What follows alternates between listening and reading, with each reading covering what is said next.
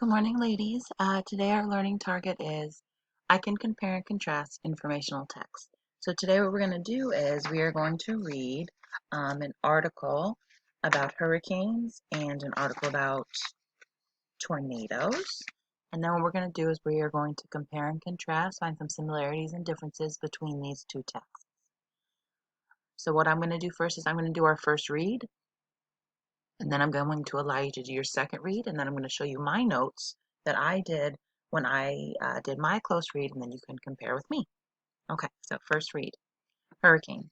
A hurricane is a huge storm that occurs over the ocean. It can be up to 600 miles across and have strong winds that can reach speeds of 75 to 200 miles per hour. Hurricanes develop over warm water of 80 degrees or warmer. The winds around the eye of a hurricane are usually the strongest. The winds inside of the eye are usually the calmest. While they form over water, they often move over land. Hurricanes lose strength as they move over land. Hurricanes are rated on a scale 1 to 5 rating based on a hurricane's wind speed. This scale estimates how strong the hurricane is and its potential property damage. Hurricanes reaching Category 3 and higher are considered major hurricanes because of their potential for significant loss of life and damage. While hurricanes can develop at any time of the year, they are more likely to form during hurricane season. The Atlantic hurricane season is from June to November, but most hurricanes occur during the fall months. Eastern Pacific hurricane season is from May to November. Did you know that a hurricane has other names besides just hurricane? Tropical storms that form in oceans near and around the United States are called hurricanes. Those that form in the oceans near Japan are called typhoons, and those that form in the South Pacific or Indian Ocean are called cyclones. These storms are basically the same thing. They are just called by different names depending on where they are taking place. Meteorologists also give tropical storms human names. This is done to keep track of the storms when there is more than one of them in the ocean at a time. Hurricanes can be very dangerous. They have led to the death of more than 2 million people in the last 200 years. In 2005, Hurricane Katrina killed over 1,800 people in the United States and caused around $80 billion worth of property damage. Satellites can see hurricanes before they hit land. This gives weather stations plenty of time to warn people who will be in danger of the hurricane. When people are in the path of a hurricane, they usually evacuate or leave the area to make sure they will be safe. All right, let's take a look at our next nonfiction text now.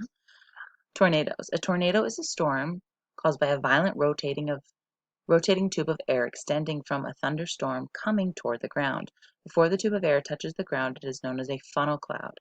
Tornadoes form as a result of warm, moist air meeting cooler, dry air and creating instability in the atmosphere.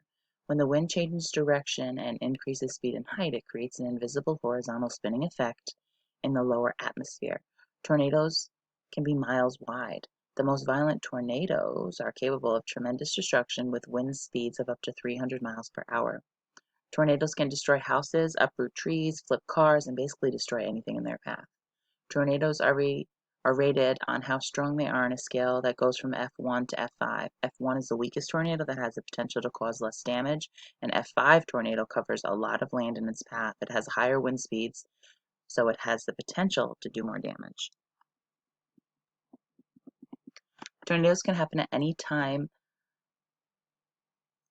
at any time of day, any time of the year. The time of the year that tornadoes are most likely to occur is known as tornado season. Tornado season occurs at different times for different parts of the country.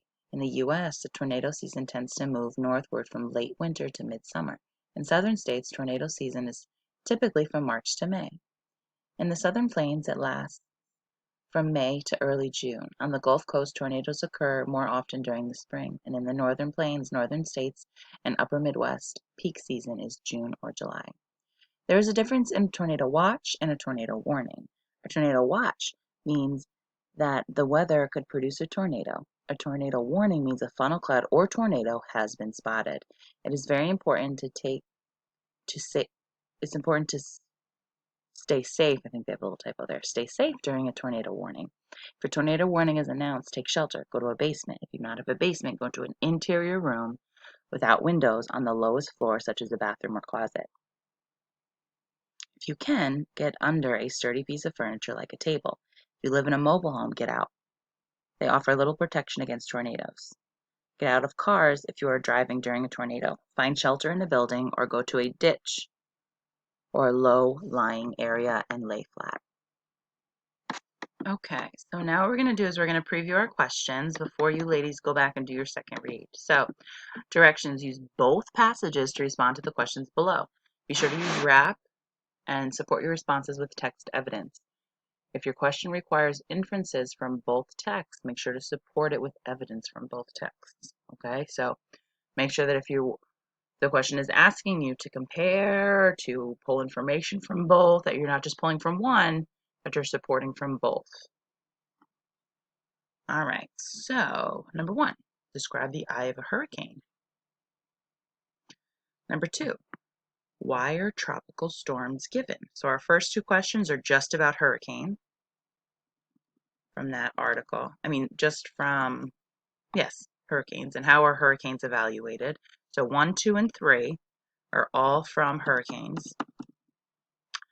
Number 4, what is the difference between a tornado watch and a tornado warning?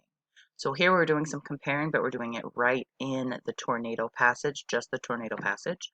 Number 5, what is the difference between a hurricane and a tornado? Okay, so you have to talk about the characteristics from each storm and make sure that you're pulling from both texts, from hurricane and tornado. So I need a detail from each informational passage. Number 6, compare how text hurricane and tornadoes are organized, okay? Organized, that should be your key for structure. Alrighty, so I'm going to show you my notes in a few minutes. And what I did was, for all 3 of them, I identified which 3 structures I thought they were, and then I narrowed it down, kind of like what we do in class. So do the same thing for each of them, and then see kind of if they have anything in common or if they're completely different. Number 7, as you can see, there's a couple more lines. I want you to try to fill them. It says, how would you prepare for a hurricane as opposed to a tornado? What different precautions would you take for each? Okay, so here now, you're talking all about the preparations. Okay, so you might pull 2 details from each because there's a lot to support for this one. Okay, so now that you've previewed your questions, I want you to go back to the text here and I want you to conduct your close read. You can chunk however you would like to. You have a bunch more paragraphs in hurricanes, so if you want to double up a couple of them, totally fine. All right, ladies, it's time to close read. So you can chunk your text however you would like to. Circle to attempt and define unknown words. Underline key information. Remember to focus on information that would help to support your answers because you've already previewed your questions. Summarize in the margin and identify any elements that may be helpful. So keep in mind with nonfiction text, we're thinking about main idea. We're thinking about structure. We're thinking about format. Okay, anything that can help you in that area. All right, ladies, so now what I'm going to do is I'm going to walk you through some of my summary notes. I'm not sure if we've missed Miss Egging's sloppy handwriting, but here it is. So what I did here to set up, I chunked based on the natural paragraphs that were given, and then the last 2 here I chunked together. Okay, so what I want to do now is I just want to go over a couple of my notes. I'm going to start at the top. I did put the main idea, and what I did was I put kind of this main idea underlined and did my little colon here to set it up for myself, to remind myself that I wanted to make sure I did that at the end. Main idea is always with informational texts. We focus more on theme when we do our fictional literary works. So what I focused on here was I circled hurricane, and again, that context clue was right here for us. It defined it for us right here in the text. I jumped down and I circled the word degrees. This is our unit to measure heat. I know that we're familiar with that, but here it's kind of written out for us. We usually see the symbol when we're working with it. Things that I underlined, of course, were a definition of the hurricane. The winds around the eye of a hurricane are usually the strongest, and inside are usually the calmest. I thought that that was a very important characteristic because we know that we hear about the eye of the storm quite a few times. I also identified the rating scale and how it rates. I circled the word potential twice here, meaning that it could happen. And again, we see this word significant, we know that it's important. So in this case, a significant hurricane is one that is extremely large. It can cause a lot of damage and loss of life. So my summary notes for the margin here are characteristics of hurricanes and measurement. If we go down a little bit to my next chunk, season, I put the time period here because that is even my summary notes here, hurricane season. It's just talking about when they're most likely to develop. Our next chunk here, my summary notes, I have different names for hurricanes.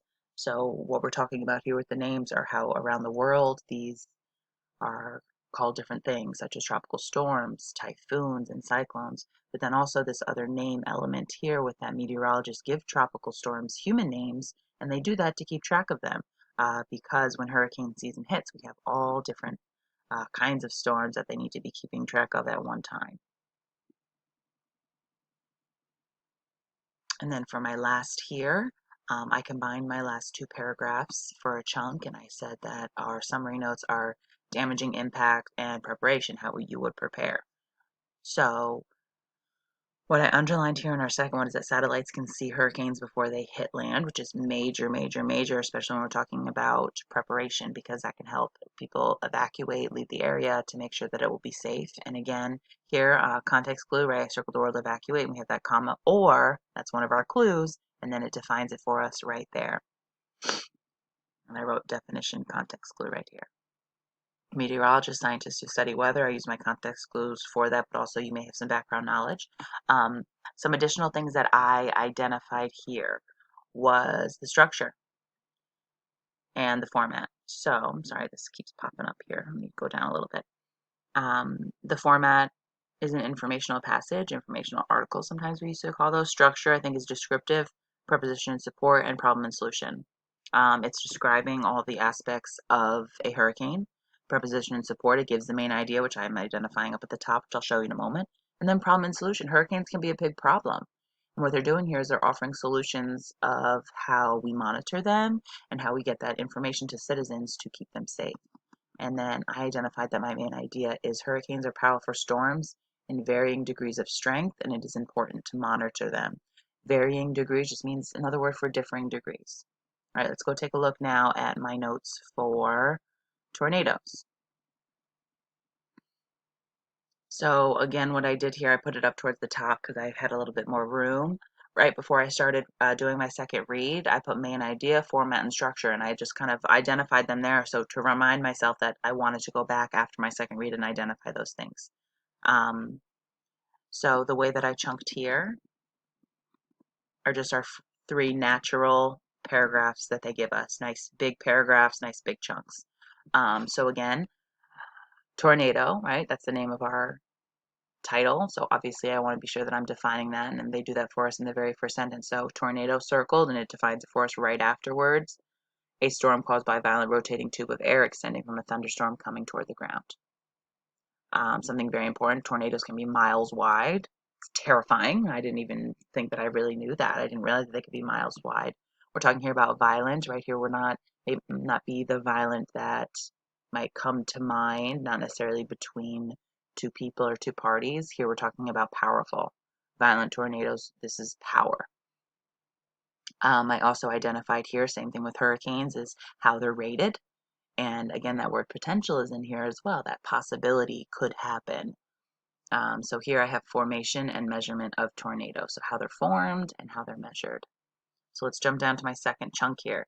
So what I underlined was tornadoes can happen at any time of day, any time of year. I think that's extremely important. So people who live in tornado prone areas need to be ready to react at a moment's notice.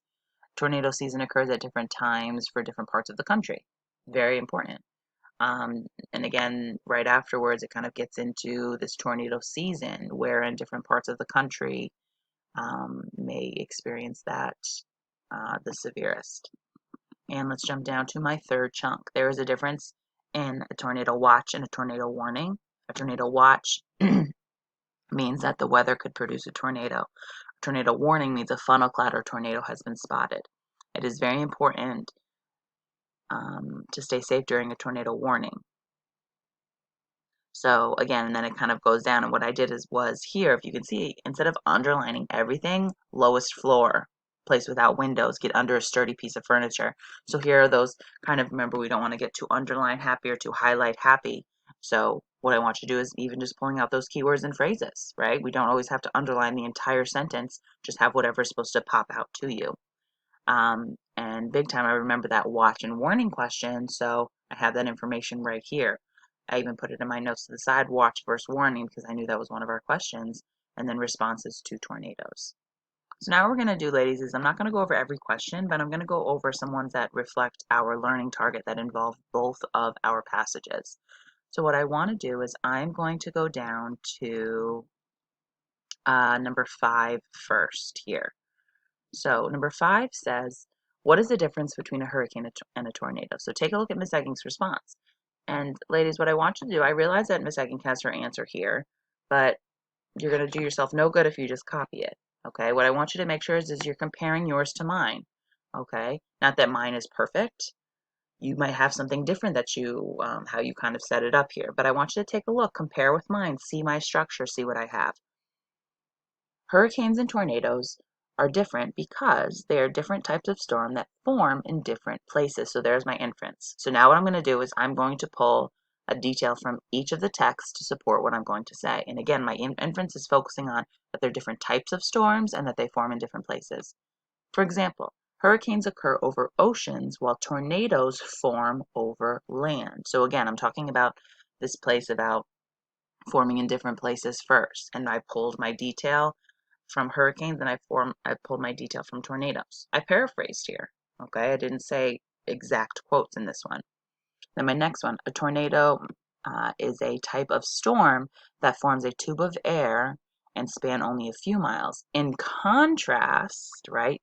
So again, this is another way to say differently. In other words, kind of to show that contrast connection, hurricanes involve a lot of rain and can span up to 600 miles an hour. Okay, so again, this detail is supporting the different type of storm. I'm talking more about the characteristics. Okay, so now let's take a look down. Compare how, oh, I forgot to, I'm so sorry here. I want to go back really quickly. I forgot to show you what I have here up at the top. I forgot to show you this. So at the main idea, I had tornadoes or windstorms that can have the potential to cause damage, and it is important to properly prepare and react. The format, informational passage, I'm sorry if this is difficult to see for the structure, I just squeeze it in there. Descriptive, preposition and support, and problem and solution. So again, I identified similar structures here. That descriptive part, talking about the characteristics, about tornadoes, preposition and support, right? I have my main idea. Same thing with hurricanes, excuse me. Same sort of situation, right? We're talking about this one main idea that is carried throughout the entire passage and is supported multiple ways by our author. And then problem and solution. Okay, tornadoes cause a lot of problems. Again, that solution of being prepared and reacting is major. So if I jump back down to number 6 here, hope that doesn't make you dizzy. Jump down to number 6 here, compare and contrast how hurricane and tornadoes are organized. And again, organized, structure, structure, structure. So I have the two texts were organized in similar ways. And although a few structures could be applied, the strongest was descriptive. Okay, so look how Miss Egging set that up, right? A lot can be applied. We know that. We've done this so many times when we would talk about them on the board. I would need an argument to get rid of one, some rationales. So a lot can be applied here, but I think that descriptive was the strongest. If you think that another one was the strongest, that's okay as long as you back it up. I should not see like chronological order in here, obviously, right? But if you thought one of the other three were stronger, just prove it, defend your stance. So what I said was that in both text characteristics of each storm were described, giving details about formation, measurement, and preparation. And then I also said again, both passages also included information about storm seasons and locations. Okay, so again, here Miss Egging paraphrased all of her details. When we're talking about organization of structure, again, that's a major, major inference. So you are able to paraphrase, you are able to kind of organize details however you want to, but as long as you have at least two. And in each of my details here, I was referencing both passages. All right, let's take a look at number 7. How would you prepare for a hurricane as opposed to a tornado? What different precautions would you take for each? So what Ms. Egging said here was you would take different precautions when preparing for and dealing with tornadoes and hurricanes. People who live in tornado-prone areas prepare by having storm cellars and/or basements, or have a plan to get to low ground. If there is a threat of a tornado, people should get to those places immediately and take cover. People who live in hurricane-prone areas must have evacuation plans and supplies ready during hurricane season. If a hurricane hits, people must get to high ground and maybe even evacuate, taking only necessary supplies. So what I have here is some little notes down at the bottom. Add in some background knowledge and make sure that you have wrap for all responses. Double check to make sure that your details are supportive. Remember, just because they're from the text doesn't necessarily mean that they're supporting your inference. Okay? So again, I know that Miss Egging shared some of my answers with you. Okay? You have to take your learning into your own hands. Do not just copy Miss Egging's answers here. Take a look at your own. Be like, oh, I really nailed that one. Or I see how she answered this one. Maybe I could add something in, or take a look at the style, compare styles. Again, mine is not perfect. And especially with those structure questions, you can make sure that you might choose another one and say, you know what, Miss Aang, I don't think it's descriptive at all. I think its problem and solution is way stronger. And back it up, defend your stance. Okay, and then hopefully we can share out during our Zoom, and I would love to hear some of your responses and how your close reads kind of measured up to mine. All right, ladies, thank you so much. Work hard.